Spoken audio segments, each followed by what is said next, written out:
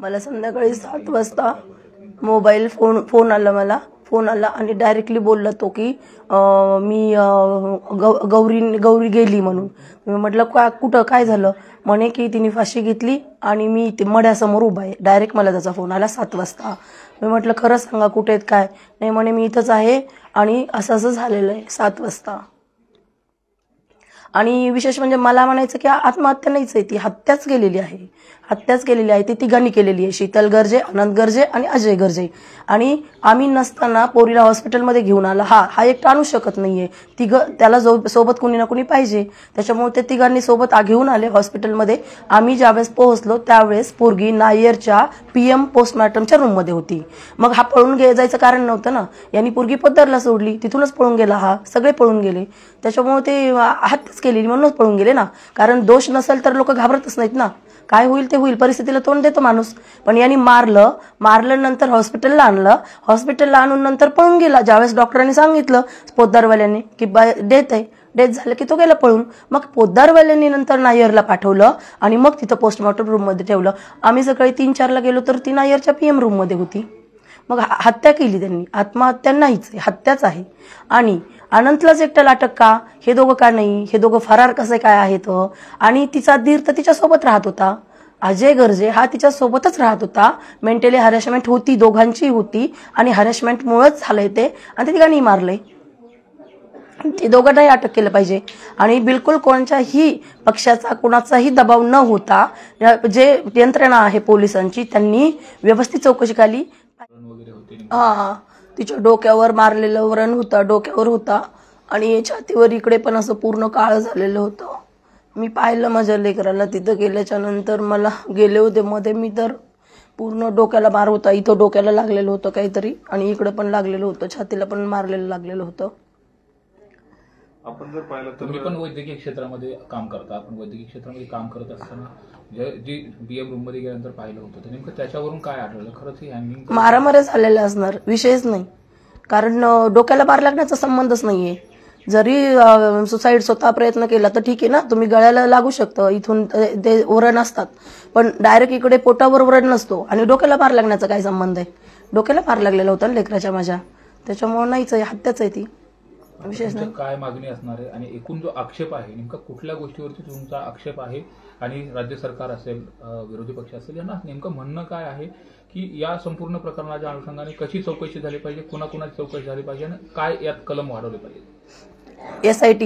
SIT तपासणी झाली पाहिजे. SITच्या मार्फत SITनेच खरोखर तिला न्याय भेटणार आहे. कारण हे बाकीचा माझा विश्वासच नाहीये. कारण त्या आनंदचे 2 मोबाईल असताना एकच मोबाईल जप्त केलेला आहे, एक मोबाईल त्याच्याकडे जप्त केलेला नाहीये. आणि पारदर्शकता काहीच नाहीये.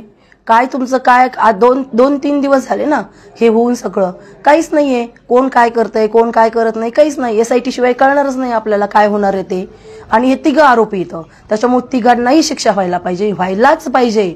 कारण मी माझी लेकरू शिकवलं, डॉक्टर केलं, एवढं मोठं इतकं सुंदर लेकरू कशातच कमी नसताना ह्या हरामखोरांनी जीवच मारले. आणि त्यांना शिक्षा फाशीच व्हायला पाहिजे, विषयच नाही. SITनेच तपासणी करायची. मला बाकी काहीच म्हणायचं नाही, काहीच. एक आई म्हणून महाराष्ट्राची लेख गेली त्यामुळे सगळ्यांना तो संताप आहे की आरोपीला कठोर शासन झालं पाहिजे. पण तुम्हाला या अगोदर तिने कधी सांगितलं होतं की असं होतंय, हे होतंय, किंवा टॉर्चर केलं जातंय, मारहाण केली जाते? हा, खूप. अनंतने मारलं की सांगायची गौरी की तो मारतो म्हणून. खूप. ही घटना होण्याच्या अगोदर कधी तुमचं फोनवरती बोलणं झालं होतं? काय शेवटचं बोलणं झालं होतं? आणि या सगळ्याची कल्पना कधी नेमकी तुम्हाला मिळाली? मला ज्या दिवशी झालं त्या दिवशी त्यांनी 7 वाजता फोन करून सांगितलं. त्याच्या अगोदर माझं बोलणं नव्हतं झालं. कारण मी अंबेजोगाईला लग्नाला गेले होते दिवसभर. त्याच्यामुळे मला गौरीशी त्या दिवशी बोलण्यातच नाही आलं. आणि आदल्या दिवशी त्याचा फोन, म्हणजे त्याचे 20 कॉल ह्यांना आले होते. आणि तो कधीच असा कॉल करत नव्हता काय चाललंय विचारायला. भांडणं झाले तरच कॉल करायचा. मग ह्यांना मी म्हटलं कॉल करा गौरीशी पप्पा, पटकन कॉल करा, याचा फोन आलाय म्हणजे काहीतरी झालंय. मग त्यांनी रिसिव्ह नाही केला. मग म्हटलं गौरीला फोन करा, ती तर रिसिव्ह करल. मग त्यांनी तिला बोलले होते. ते म्हणे ठीक आहे, आम्ही जेवण केलंय, आता मिटलंय सगळं. आणि मग त्यांनी दुपारी, मग आम्ही लग्नाला गेलो अंबेजोगाईला, त्याच्यामुळे बोलण्यात आलं नाही. संध्याकाळी 7 वाजता तर मला त्यांनीच फोन करून सांगितलं तुमची पोरगी मेली. आपण जर पाहिलं तर साधारणतः आत्महत्येच्या घटनेमध्ये ज्यावेळेस असं काही दिसतं त्यावेळेस पोलिसांना कल्पना दिली जाते. परंतु आनंदनं असं फोन केला किंवा पोलिसांनी सांगितलं की ते तिथं होते किंवा नव्हते असं काही नाही. आम्ही गेलो तर आमचं लेकरू पीएम रूम मध्ये होतं. मग त्याला त्या घरातून आणलं कसं, तिथं हॉस्पिटलला नेलं कसं, असं आई वडिलांच्या परवानगीशिवाय नाही ना तिथलं काढायला पाहिजे. स्पॉट पंचनामाने द्यावा त्यांनी, ज्यांनी केलं त्यांनी उघड मीडियासमोर जाहीर करावं. स्पॉट पंचनामा तिला उतरताना, तिला घेताना, तिला नेताना, तिला मारताना, हॉस्पिटलमध्ये नेताना. एकटं लेकरू एकाला जाऊ शकत नाही. 70 किलोचं लेकरू एकटा अनंत घेऊन जाऊ शकत नाही, हे त्याला पण विचारा तिथं. आणि जे की आहे की हे असं याचं जे अफेअर आहे आणि हे असं जे माहिती ना, माझं लेकरू कशातच कमी नव्हतं. त्याच्यामुळे मी आनंदच्या अफेअर आणि त्याचं पहिलं लग्न झालेलं असताना मी माझं लेकरू डबल लग्नात दिलंच नसतं.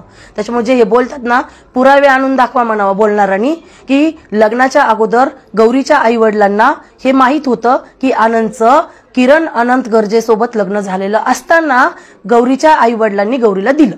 हे पुरावा आणायचा, मीडियासमोर बोलायचं. वायफट बडबड करायची नाही. वकील जरी असला आनंदचा, त्यांनी पण करायची नाही वायफट. त्याला पण लेकबाळ असन, तुझी लेक जावा तुझा जावाई मारून टाकील ना, त्यावेळेस तू हे बोलायचं.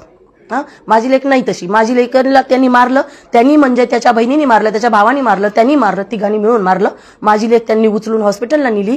एकटा माणूस कसा उचलू शकतो? 31व्या मजल्यात शिड्यात का कसा गेला?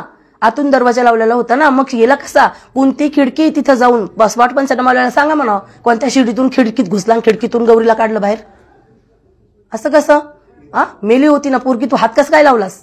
जर तू म्हणतोस, माझ्या तर हिशोबाने तू 100 नाही 101% तूच मारलीस, आणि तू तुझ्या बहिणीने तुझ्या भावानेच मारली.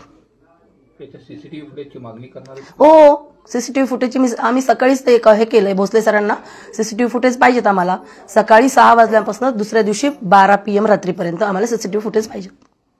मात्र या संपूर्ण प्रकरणामध्ये ज्यावेळेस लग्न झालं होतं त्यावेळेस मध्यस्थी करणारे कोण होते आणि नेमकी फसवणूक नेमकी झाली कशी? सगळी तुमची फसवणूक मध्यस्थी करणारे तर ते ढाकणे म्हणून एक होते आणि त्याची बहीण होती शीतल गर्जे.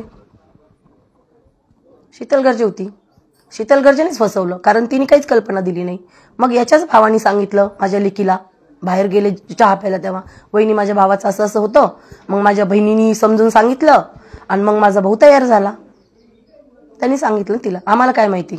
आणि त्याच्यानंतर आता दसरा मेळाव्याच्या दिवशी सामान शिफ्टिंगमध्ये ती फाईल सापडली माझ्या लेकीला, तेव्हा कळालं किरण अनंत गर्जे कोण आहे. आम्हाला तोपर्यंत नव्हतं ना माहिती. आम्ही काही मूर्ख आहेत काय? आमच्या लेकराचा अशा काय हे होता? कोण जहागीरदार होता का हा? याला मी पोरगी द्यायला? हे सगळं होतं या संदर्भात अगोदर गौरीनं काय सांगितलं होतं की तो असा असा त्रास देतो? मग जवळपास 1-2 महिनेच तो ठीक राहिला. 1-2 महिन्यापासून असंच होतं, मारणं हाणणं. स्वतःला मारलं त्याच्यापेक्षा जास्त गौरीला मारायचं. किती वेळेस होतं गौरी इथं गौरी काय झालं रे बाळा? मम्मी प्यान लागला म्हणली एक अर्धा, नंतर मला म्हणते मम्मी आनंद ते मारलं ग. तेव्हा माझ्या लेकराच्या तोंडात लई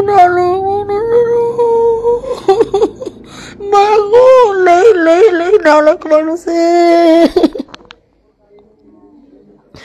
त्याने गौरीला लय मारलं, खूप मारलं.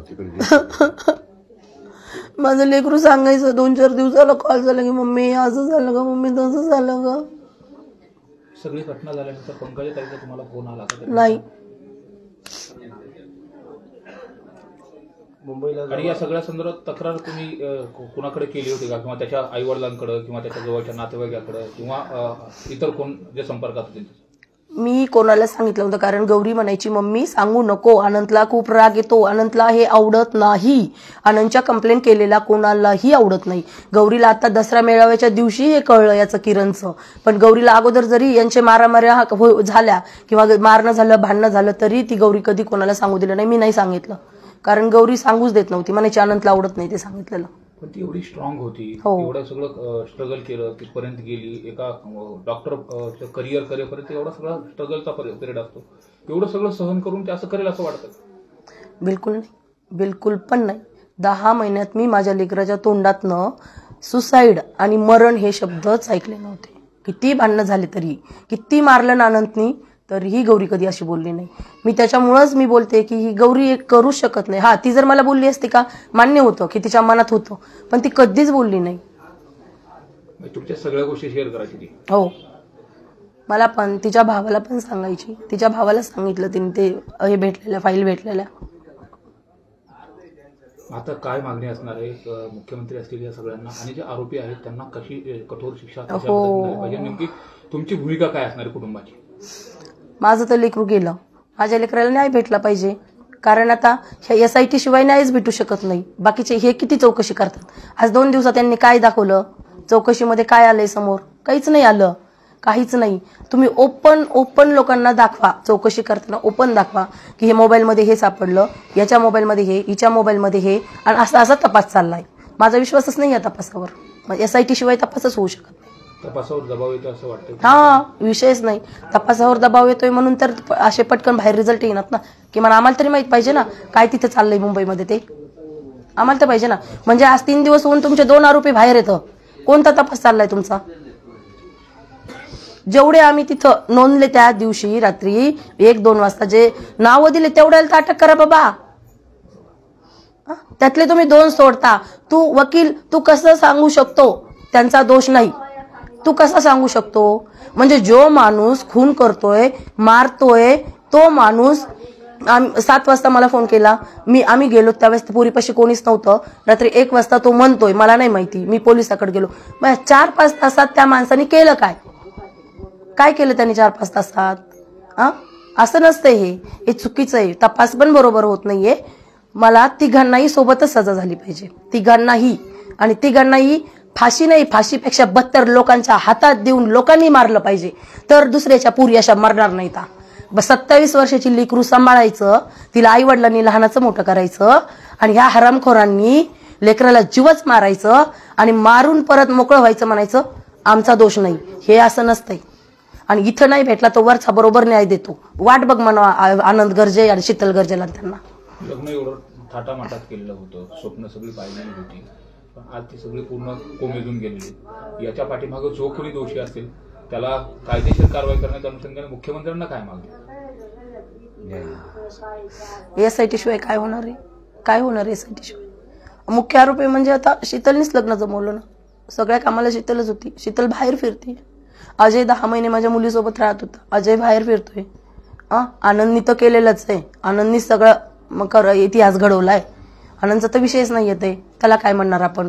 हे दोघं तर बाहेरच आहेत ना. कोणता तपास चांगला आहे? अरे आम्ही नावं दिलेत ना तिथं, तुम्ही तेवढ्याच लोकांना घ्या. नाही, मला SITचाच तपास पाहिजे, मला बाकी काहीच नाही पाहिजे.